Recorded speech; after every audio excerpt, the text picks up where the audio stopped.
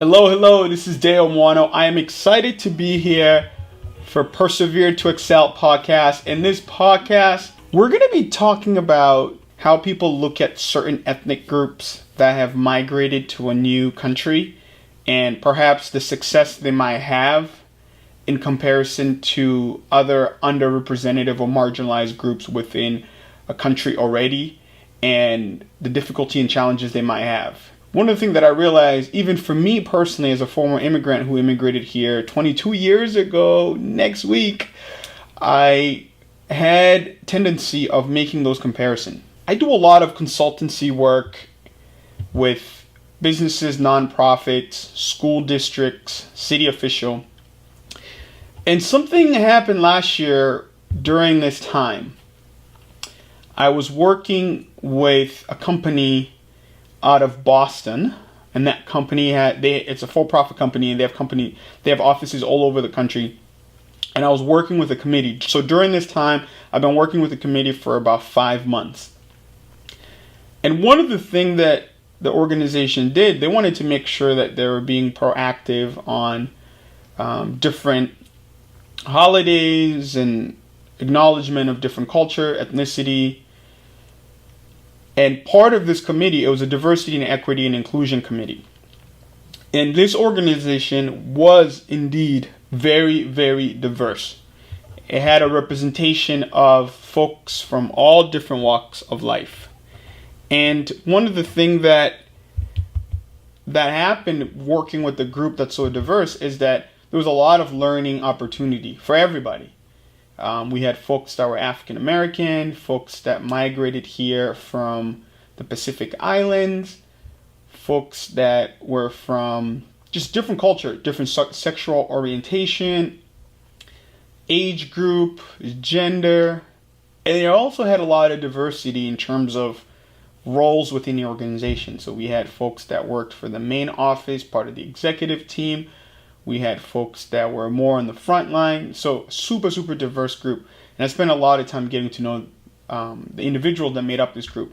The other thing about this group was, even though they worked for this organization company, a lot of them didn't have cross-relationship on a daily basis. So some of them, this was the first time they've actually gotten to know each other. And prior to this committee work, the organization always made sure that they were in the forefront of acknowledging the different representation that are internally. So leading to African American Month, somebody that was part of the team asked a question regarding, hey, with the DEI committee, we've been pushing a lot of information out and educating our workforce. We need to have something out for Black History Month. And here's my ideas and thoughts of what I put together. And, their ideas were awesome. It was great. But one of the things that I realized was, how did the group members that were African American, what were their affiliation to February being National African American Month? And when I asked that question to the group, it was very fascinating and very interesting. So the group members that were African American started to reflect on, what does February mean to them? And one of the things that was interesting was this one gentleman that we were working with. When it came to his turn, he's African American, he said, I don't celebrate February as Black History Month. So I'm on the other side of the Zoom, so I'm like, okay, I'm interested to hear him elaborate his point of view and perspective. And he said, for me, Black history is every day. And it felt so powerful for me to hear that as he described what Black History Month was for him personally. So then I asked the individual who was gauging the group around putting something together for African American Month, I asked them, in the past, based on the work that you all do,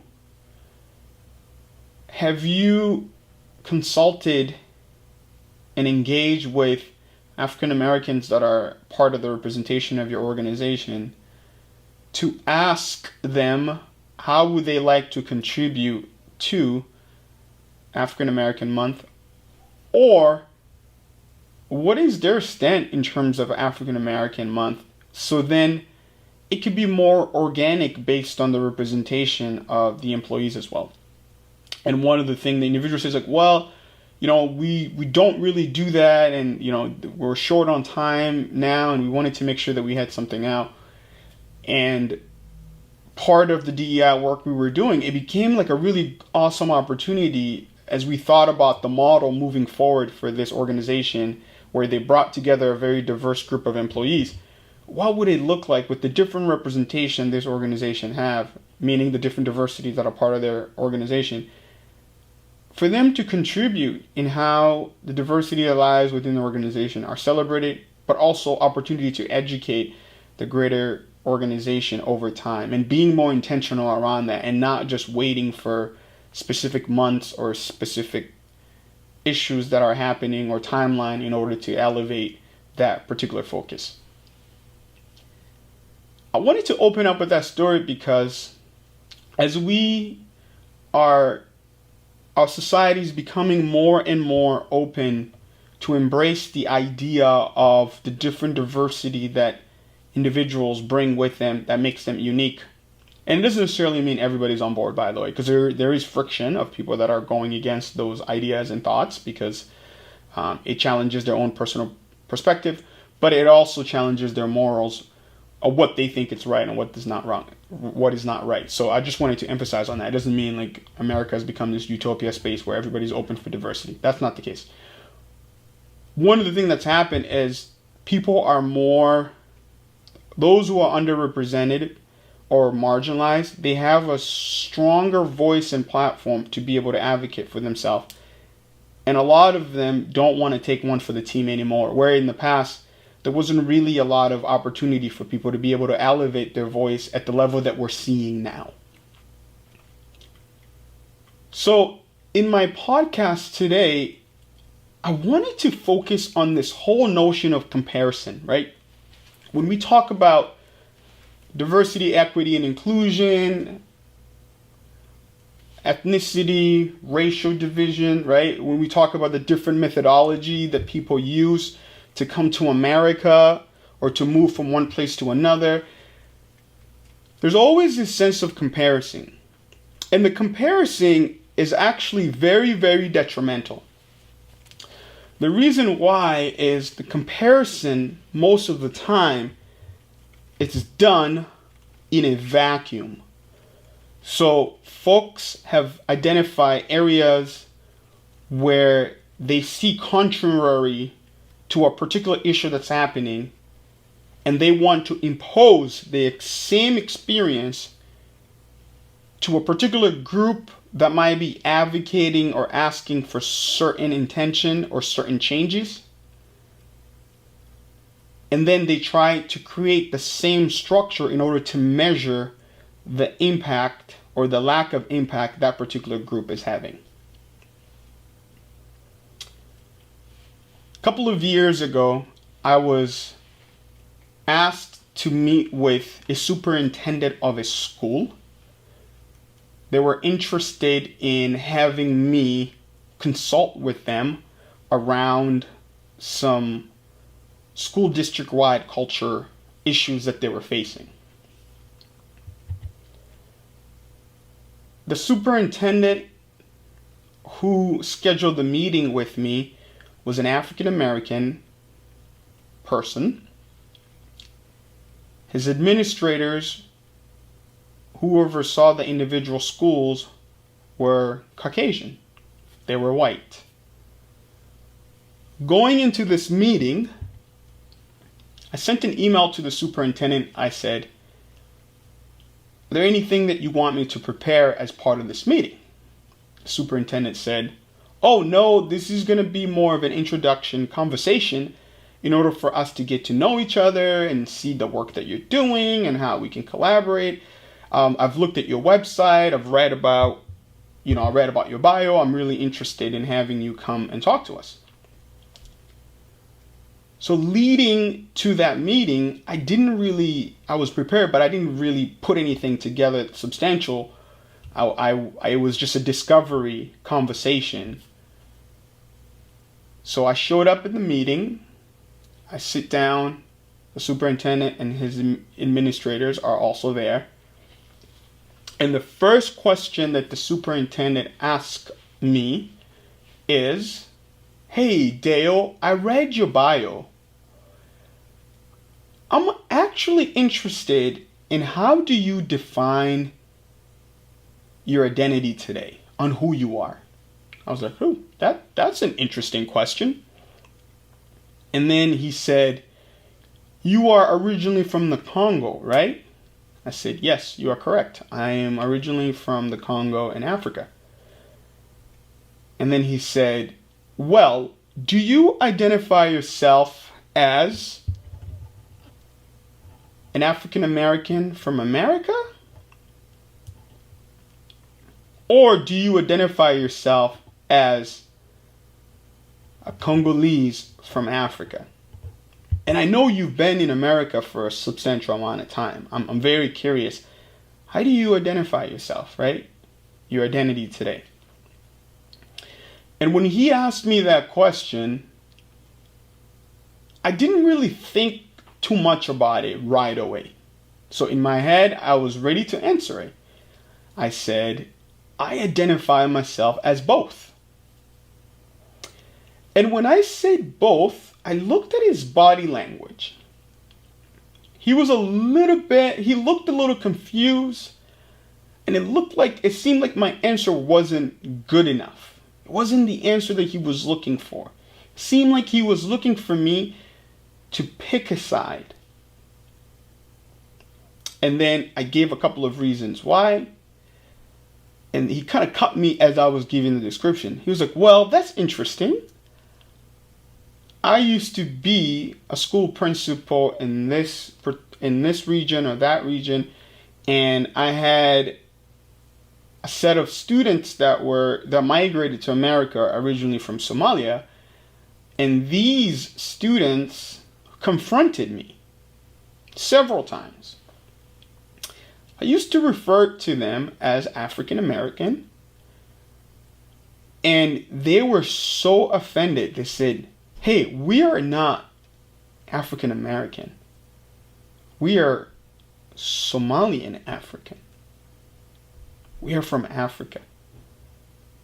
So those students wanted to make sure that they made a clear distinction that they were not African Americans from America, that they were Somalian African.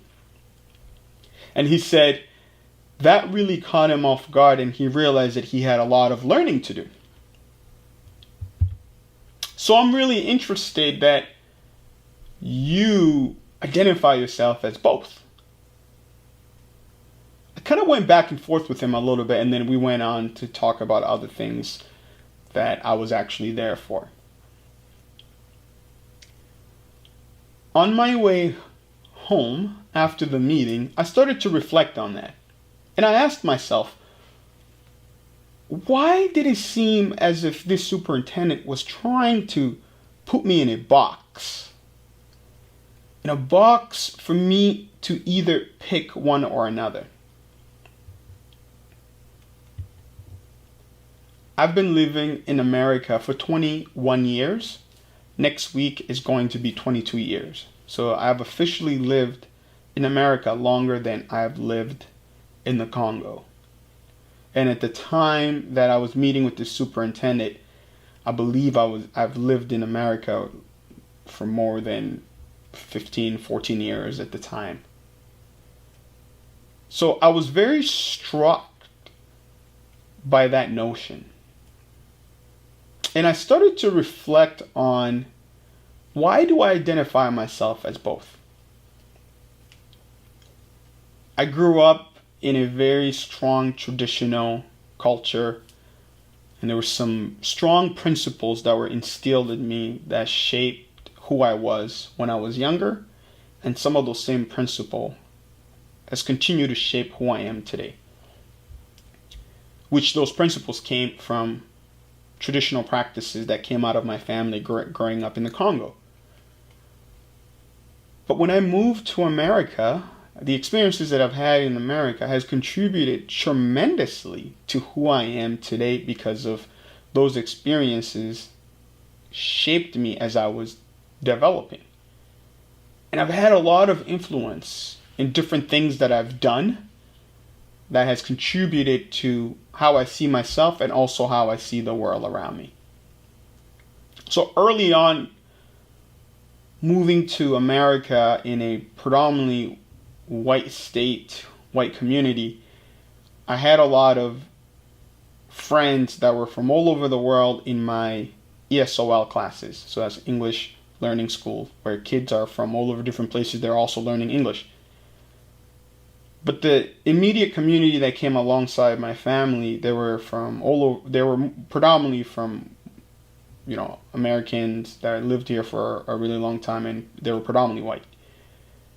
And their influences early on also made an impact as we were acclimating to our experiences in America. And then I ended up joining an organization that did performing arts in inner city America all over. And I joined that organization really early on. I was 11 years old, and part of that organization, you would go to different communities and you do street evangelism through performing arts. For 2 weeks, 3 weeks, I joined that organization 2.5 years after moving to America.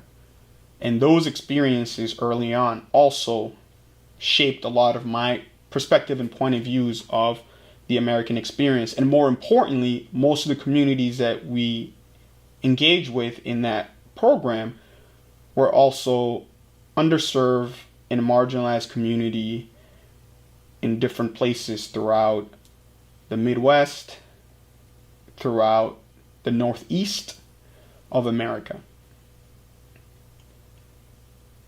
Some of the earlier influences for me was definitely music and culture.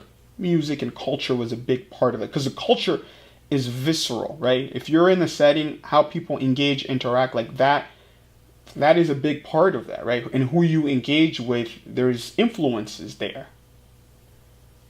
And I gravitated towards certain things that were very similar to things I was interested in prior to moving to America. For example, sports. So I grew up playing soccer in the Congo. In America, I ended up joining a soccer team early on, so I played soccer. I loved music and dance. In the Congo, music and dance is such a big part. Big part of the Congolese culture. From rumba music, and the dancing is just amazing. That's part of the culture there. So when I moved to the States, I was super interested to learn also what type of music and dance America had to offer. So during the time that we moved to America, boy band music was really big. Backstreet Boys, NSYNC, O-Town, B2K. Michael Jackson's music was still popular at the time. And then I came across hip-hop music and hip-hop dance. Early on, I think there was a group that came in at the school and did an assembly, and people were performing, and I was like, whoa, this is really cool. And then when I joined that program 2 years after moving to the States, they use a lot of performing arts, choreography, kind of pop dance. But then the community that I would go to serve, they had their own authentic way of socializing through music and dance, and that's really where I started to learn hip-hop, through those communities. So in Chicago, I learned footwork.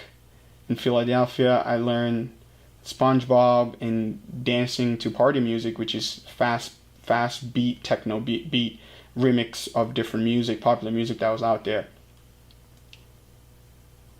So those early experiences started to shape who I was and who I was becoming in regarding to activities, culture. And then the other piece is also, how you dress, right? Like, so at the time when we first moved, hip hop style of dressing was becoming more and more popular. So South Pole shirts, FUBU shirts, the clothes were much, much baggier at the time. So that's also how I dressed. And even hairstyle, people had cornrows and braids.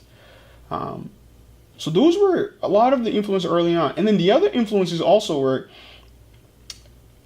after about 2.5 years of being in the States, I ended up transferring from a public school to a private school. And when I moved to a private school, there was less diversity when it came to ethnicity and racial. And I was in a space where there was predominantly white kids. So a lot of the friends that I developed that were white, I was also influenced a lot by some of their experiences and some of their nuances. And then I would also say, like, engagement that I had and conversations that I had with their parents and their family, like if I went over for dinner or if they drove me home, or like all of that played such a critical role in how I was acclimating, but also I was kind of writing new identity of who I was. But in terms of the Congolese tradition and culture that came through my family, through my mom, that was very, very strong. Respect, obedience, accountability, responsibility, the team mentality, the family kind of alliance mentality. All of those principles were so critical to who I was. I had tremendous amount of respect for my mother, and she was the patriarch of my family, so she kind of guided everything we did. So I never wanted to cross the line. Yes, I was a kid, I made mistakes all the time, but those key things, right? And then the other piece was also our faith. We believe in God, and we went to church, and so like those principles were core to us, and that was infused in me as a person. As time progressed, I started to realize certain things that I needed to hold on to that were part of traditional culture of where I came from, that I didn't want to compromise. So part of that was the language. So growing up, I spoke Swahili, Lingala, French. Mostly at home, we spoke Lingala and Swahili with my mom, because that's the language that she maintained. And then the food too. Most of the food that she cooked were traditionally Congolese food, from rice and beans, cassava leaf, which is almost like a spinach kind of thing. She made fufu, which is like a hard mashed potato that you eat with your hands and you dip it on the sauce. So those traditions were always infused. And I would say over time, the longer I was here in the States, there was always this equal balance of new traditions that were being infused in me based on my identity, based on my environment, versus what I brought with me as an immigrant who came out of the Congo. But some of those traditions were still alive because my mom and my family maintained those. So one of the things that I wanted to touch on based on that conversation that I had with the superintendent, that I also realize happens very often, is this whole comparison, right? In America, the black melanated community is very, very diverse. There's black skinned people that are all over the world, not just in Africa. There's black skinned people in Australia, black skinned people in Middle East, black skinned people in South America. But there's a sense that there's always this comparison around different ethnic group and underserved population in America. And one of the reasons that happens often is because some people look at issues from their lens.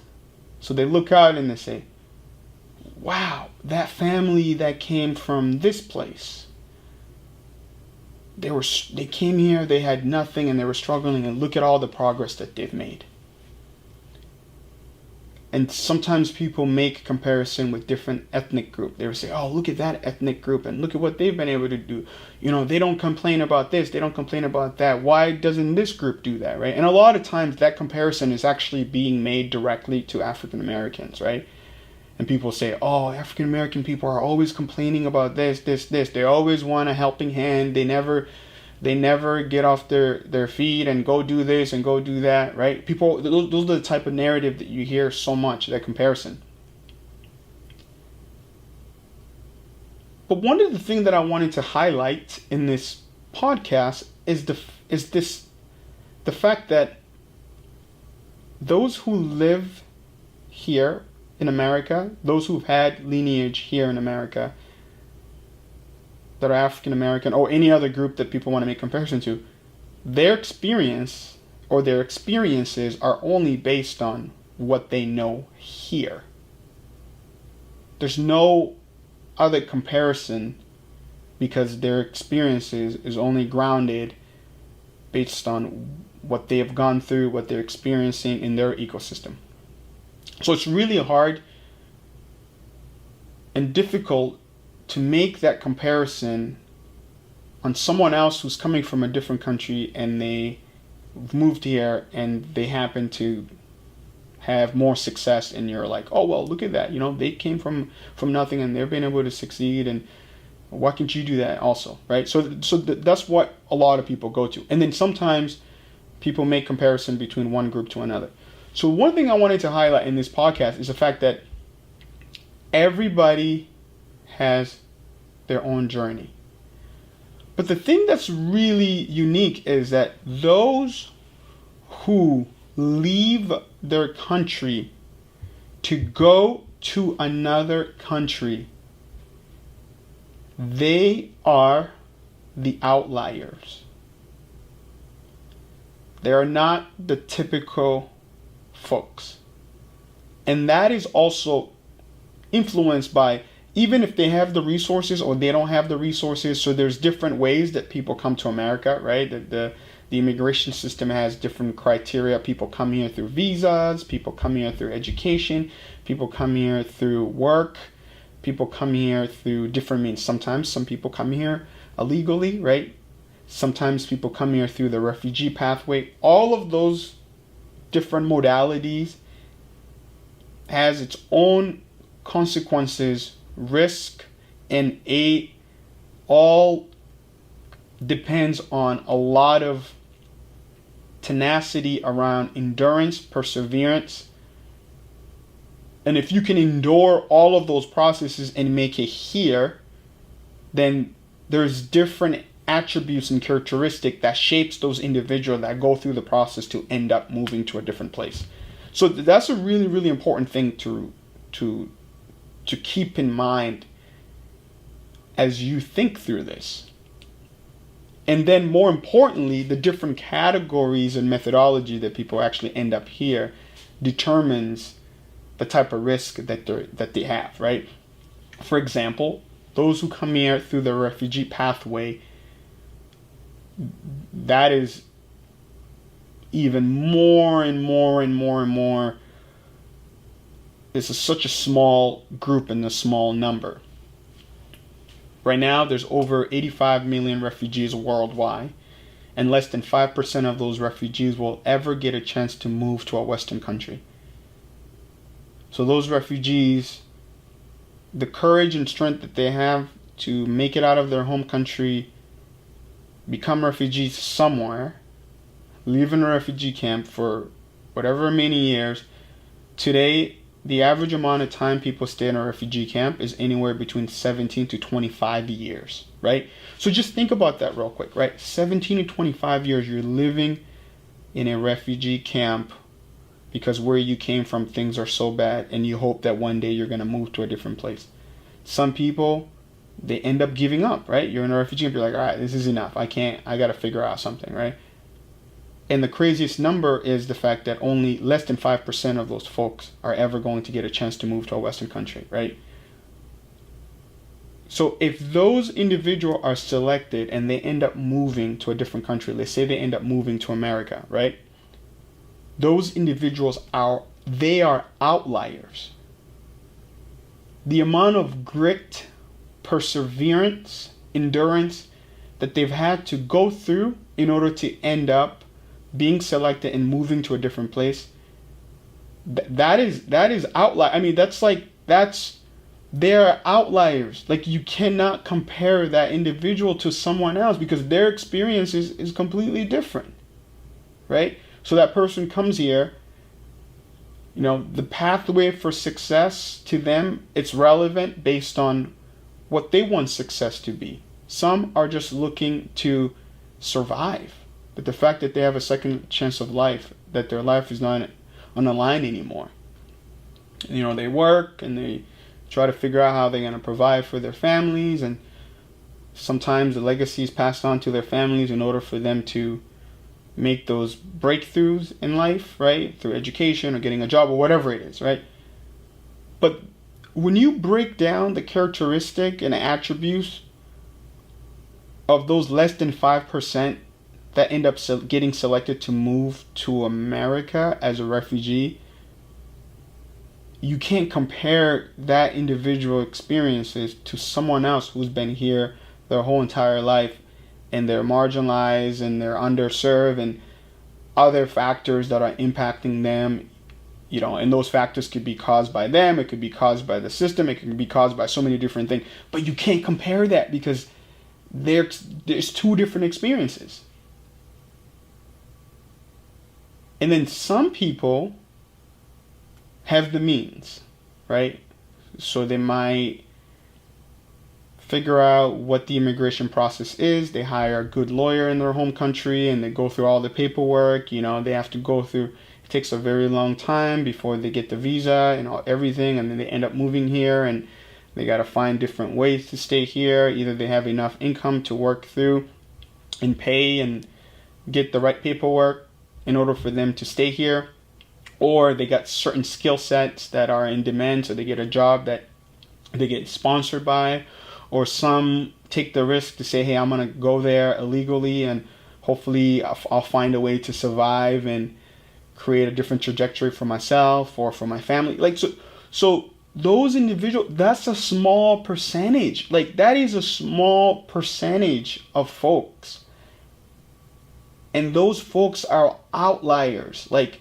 They are the exception. There's an exception to those individuals, regardless if they came here based on their own resources or they came here by different pathways. That whole idea of starting fresh, starting new in a different environment, the commitment that it takes to do that, that's not just your typical people. That's a big move, right? So when people start making their comparison, a lot of times those comparisons are being made with folks that came here and had to endure some hardship. And those hardship, they've been able to excel in order to then live a better life. And people see the end result of what they've been able to accomplish. And that's what people grab onto. They say, oh, you see, they came here, they worked hard, they worked a couple of jobs, they put themselves through college or through whatever education thing. They started working, they started businesses, now they have multiple businesses, and look at everything that we've done.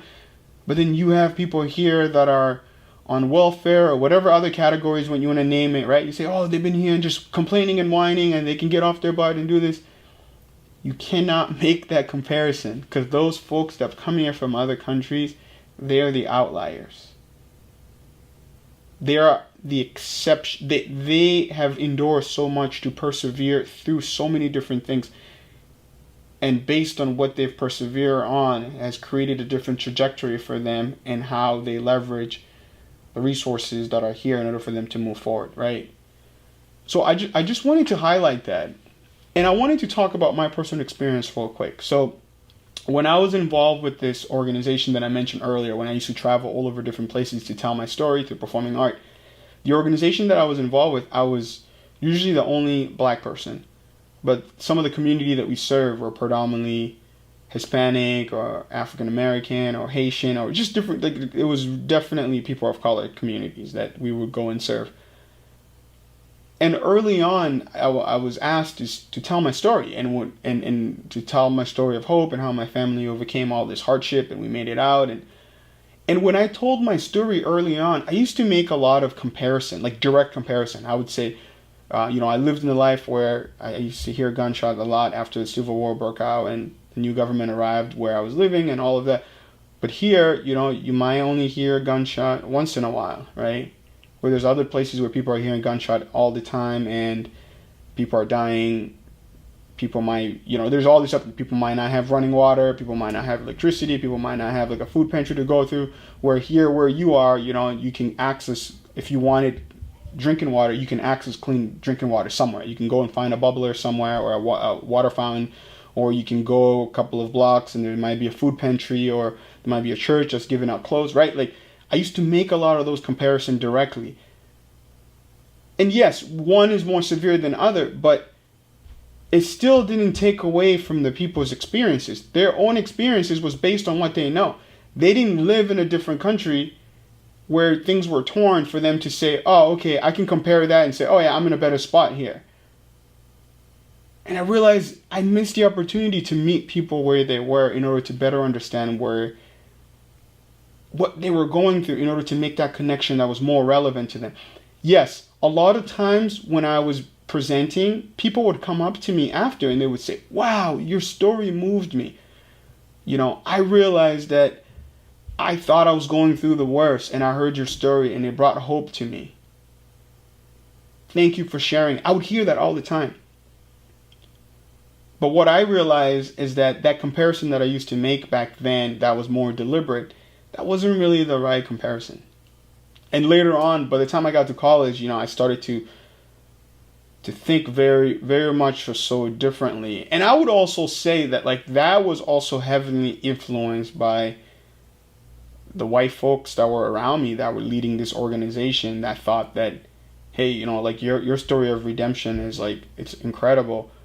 If you tell your story, it might provide a different perspective to some of the community that we're serving so they can see that, things might not be as bad for them and for them to not give up. But I think there should have been a little bit more coaching if they had that lens to understand that those direct comparison was probably not the best way for me to present in order to get my point. Because I was young. I started doing the program when I was 11 and a half years old. So from 11 all the way until I was in college, I was involved with this organization, a different aspect of it. So, and I also wanted to go back to the superintendent story. The comparison between saying I am African American from America because I've been here longer than I've been in Africa versus being a Congolese African, sometimes that comparison creates a lot of friction because it sometimes tries to differentiate people from the experiences that they're facing now, right? So one of the things is I get outreached a lot to do it might be African American history or Martin Luther King or Juneteenth, a lot of there's different holidays that are here that are more focusing on African American experiences that are here. And people always say, well, you're originally from Africa, do you understand, would he understand the experiences of Black Americans here? And I'm like, I've lived in America for very long time and I've spent a lot of time working with so many different groups and I have my own experience as a black skinned person in America. And when I refer to the history of African American that have made a big impact, I am a history major. I majored in history and in political science, and so I actually study that, and I have my own admiration and gratitude around the legacies of these heroes, what they put in place that has allowed me to reap the benefit of all of the craziness that were caused against African Americans in this country. But I will never ever pretend that my genealogy and the make of who I am psychologically is the same within the root of the impact that African Americans that have traditional lineage here. It's not the same. I came from the Congo with a completely different background and different experiences. And I will never ever pretend that I understand 100% what the internal psychological impact that African Americans that have their lineage here have encountered and have experienced. My connections and experience is relevant to the last 22 years of living in America as a black-skinned person. It's also influenced by the communities that I've collaborated and worked with all over the country that were led by African Americans. And that's where it comes from. So when people ask me, how do you identify yourself? I say I identify myself as both. Because some of the same narrative, external point of views that people might have about me, which might impact how they treat me, sometimes, unfortunately, is based on the image. It's based on the features. Or even how I speak, right? Some people might not hear an accent, so automatically they're like, oh, here we go, you're this, you're that, this type of person. You're this type of person of a black person. Or they might see how I dress, right? If I'm wearing a suit and doing this, and it might be different versus if I'm wearing jeans and boots and a hat, right? But one of the things that I want to be grounded on is the truth. And we all have our own truth. And that truth comes from our experiences and how we see the world through what we've experienced. And the alignment of that truth is when you're on the receiving end, you create the space to meet people where they are so they can be able to tell their stories. And hopefully it diffuses the negative perspective that you might have on who they are based on their external image. Because our own truth should create the space where there's an alignment. And unfortunately, people want to bypass the negative impact that people have had regarding certain treatments that they've had, right? Because some of those negative impacts have been passed on for generation over generation. And it also influences how people see the world, their world, and how they show up and what they think is possible for them. Our judgment of comparison will never get us to a point where we can treat others based on the positive impact or the positive intention that we want to have in how we see others and how we show up for others. So when I reflect on my identity is a combination of my experiences, who I am, what has shaped me as a person. I'm going to go back to the story when I was consulting that organization and the African American members were asked, how do they celebrate Black History Month? When we come alongside one another, it's important to give up the power that drives our assumption of others, even when those assumptions are positive, and definitely when those assumptions are negative. Because when you come alongside, it's an opportunity for you to be educated about what the other person experiences is. And then more important, how do you co-create experiences that reflects who they are within the ecosystem that you all share? Because if you only have the power to decide what the experiences of others should be based on your access or your influence, then you're always going to miss the mark, even when you're well intentioned.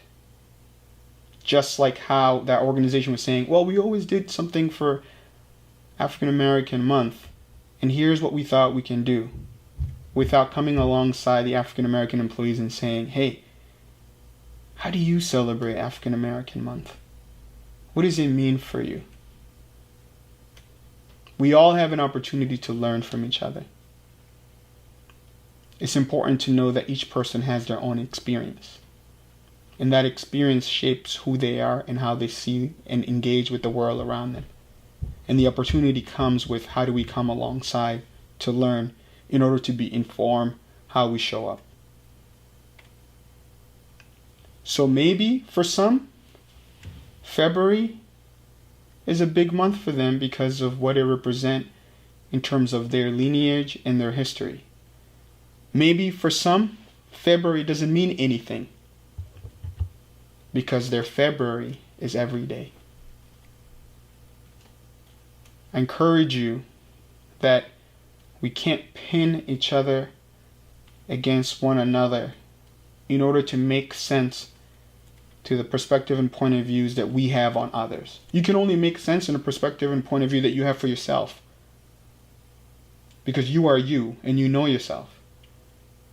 But when it comes to the external, especially when it has nothing to do with you, you got to come alongside people to get to know them and understand who they are in order to co-create an environment and a space and experience that's truly inclusive and equitable.